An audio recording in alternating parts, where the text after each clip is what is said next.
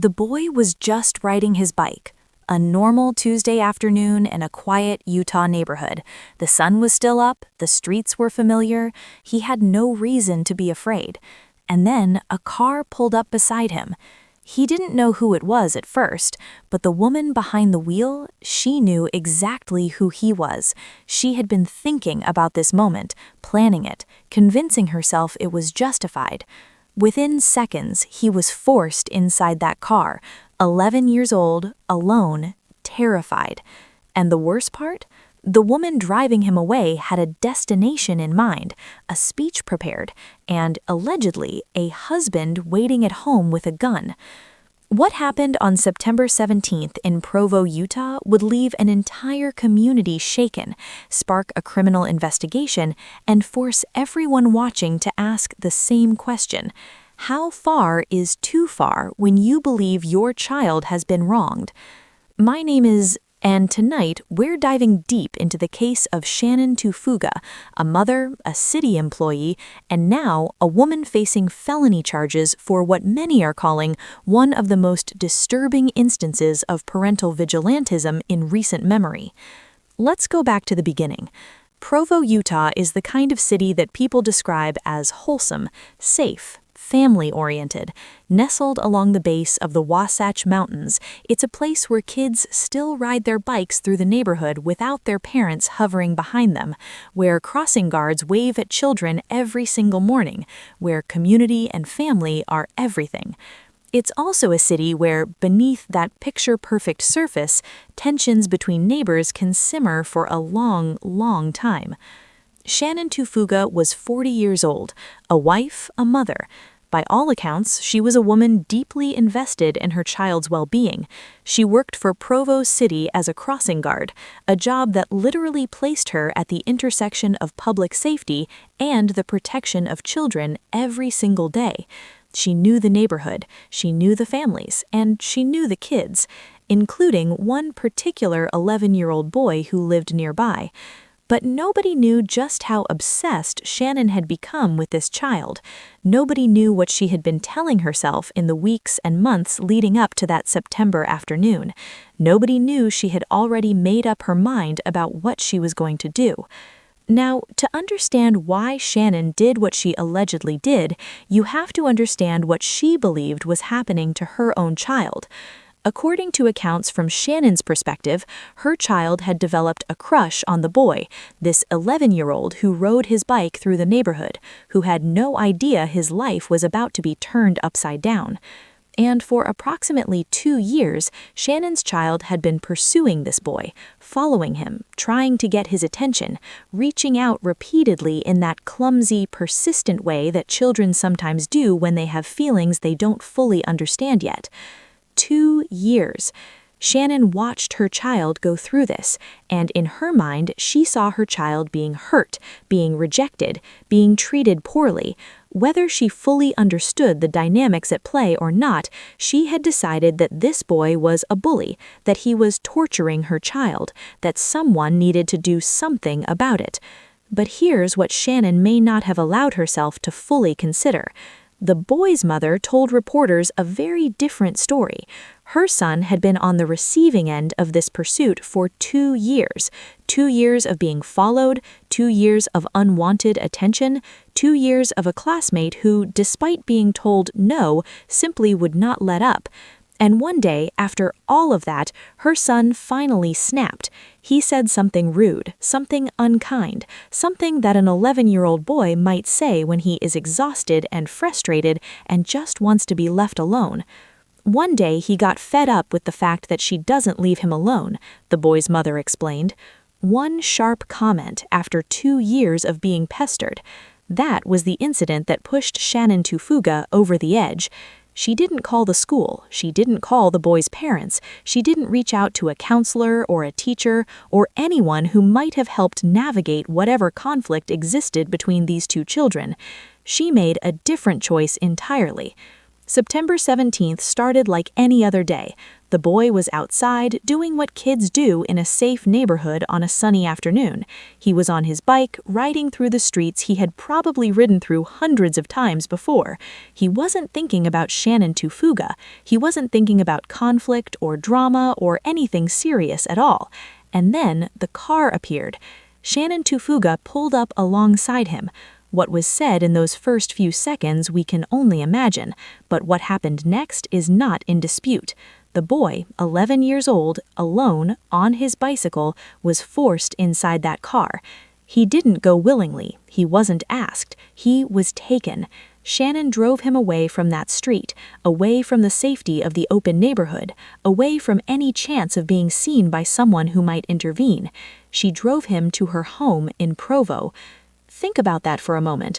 This woman, who spent her mornings helping children safely cross the street, had just kidnapped one of those children and was driving him to her house.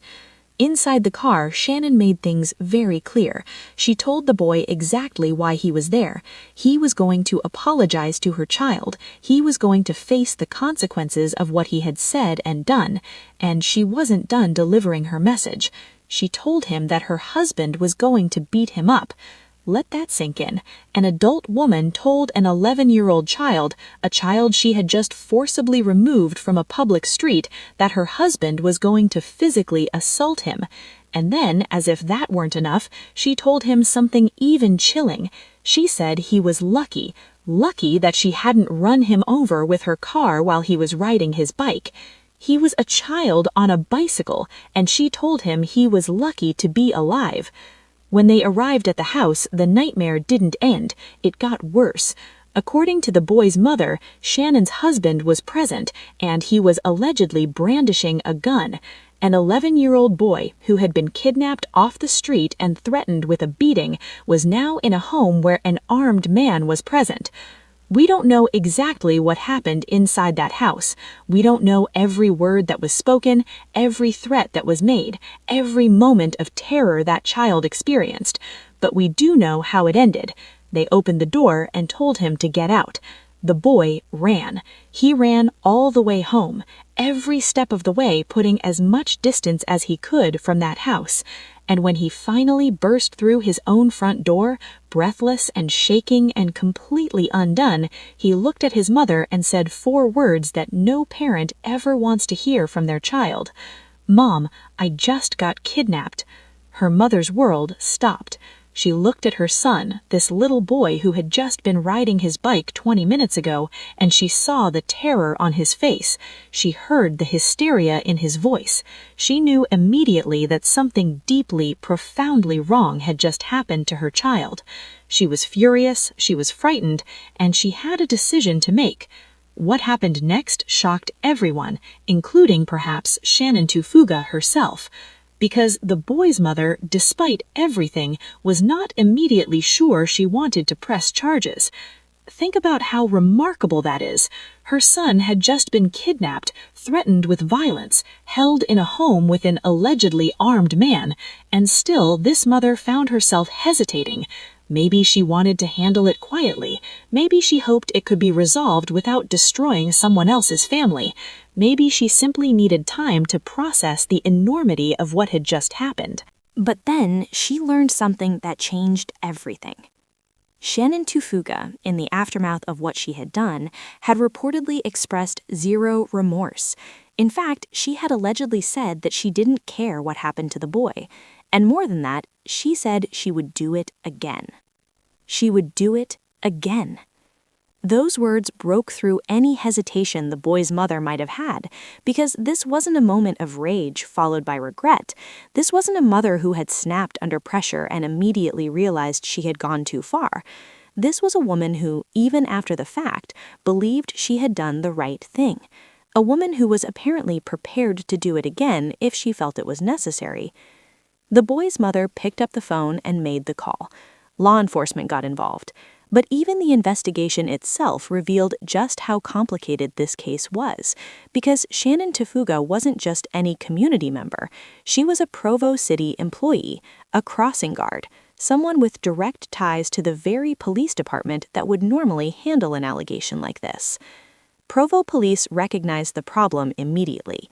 If they investigated one of their own city employees, there could be questions, conflicts of interest, doubts about the integrity of the process. So they did something that showed uncommon institutional self-awareness. They handed the case off. The Orem Police Department took over the investigation, a completely separate agency with no connection to Shannon Tufuga, no professional relationship to navigate, no internal politics to manage. They would look at the evidence with fresh eyes. And what they found was enough. On Monday, months after that September afternoon, months after that little boy ran home and collapsed into his mother's arms, Shannon Tufuga was formally charged: kidnapping, aggravated child abuse. These are not minor charges. These are not slap on the wrist, pay a fine, and move on charges. Kidnapping in the state of Utah is a serious felony. Aggravated child abuse carries significant penalties as well. Shannon Tufuga was looking at the very real possibility of prison time, all because she believed with total conviction that she was protecting her child. Shannon Tufuga is not in custody. A summons was issued ordering her to appear in court. She is no longer employed by Provo City. The woman who used to help children safely cross the street, who was trusted with the safety of the neighborhood's kids every single morning, is now a defendant in a criminal case involving the kidnapping of an 11-year-old child. Let's pause here, because this story deserves more than just a recitation of facts and charges. Because when you sit with this case, really sit with it, it becomes a portrait of something deeply unsettling about the way parental love can curdle into something dangerous. Shannon Tufuga, in all likelihood, loved her child. That is probably not in question. She watched her child pursue someone who didn't return those feelings. She watched her child get rejected. She watched her child get hurt. And after 2 years of seeing this, she convinced herself that this 11-year-old boy was the villain of the story. Parents have a ferocious instinct to protect their children. It is one of the most powerful forces in human nature. We see our children suffer and we want to fix it. We see our children wronged and we want justice. We see our children in pain and something primitive inside us rises up and says, "Make it stop." Most parents channel that instinct through appropriate means. They call the school, they talk to the other parents, they help their child develop the emotional tools to navigate difficult situations, they set boundaries, they advocate loudly and firmly through the systems that exist for exactly these purposes. But some parents, a small number but they exist, take that instinct somewhere else entirely. They convince themselves that the normal channels are inadequate, that justice won't come fast enough, won't hit hard enough, won't make a powerful enough statement. They decide to take matters into their own hands. And sometimes that decision destroys lives. Not just the lives of the people they believe they are punishing, their own lives, their families' lives, their children's lives. Because here is the devastating irony at the heart of this case. Whatever Shannon Tufuga was trying to accomplish, whatever message she thought she was sending, whatever protection she thought she was providing, she almost certainly made things worse for her own child.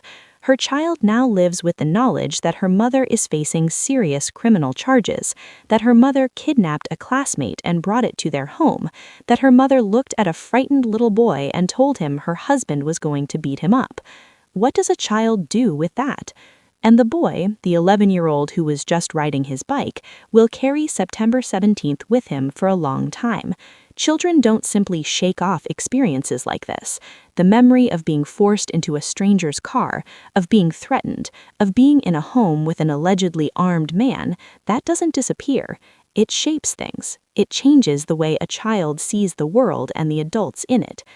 2 families, 2 children, and one adult's catastrophically bad decision sitting at the center of all of it. There is also a broader question that this case raises, one that goes beyond the specific details of what Shannon Tufuga allegedly did. We're living in a moment of intense parental anxiety. The world feels more dangerous. Social media amplifies every conflict and every slight. Children are navigating complicated social landscapes that previous generations never had to deal with.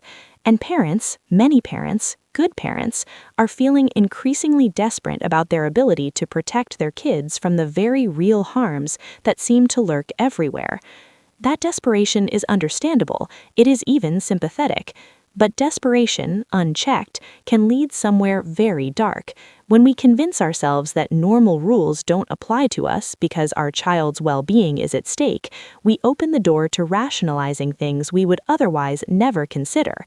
We start telling ourselves stories in which we're the heroes, and the people we're targeting are the monsters, and anything we do to the monster is therefore justified. Shannon Tufuga apparently told herself that story. She looked at an 11-year-old child and saw a bully who had been torturing her kid for years. She looked at her own actions, kidnapping, threats, intimidation, an allegedly armed husband, and saw a mother doing what any mother would do. She was wrong, and the law is now going to tell her exactly how wrong she was. The case is making its way through the Utah court system.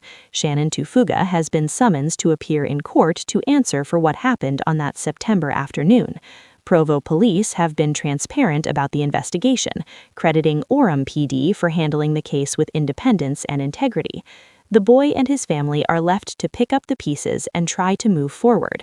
And somewhere in Provo, Utah, two children who never should have become the central characters in a criminal case are trying to figure out how to grow up in the aftermath of all of this.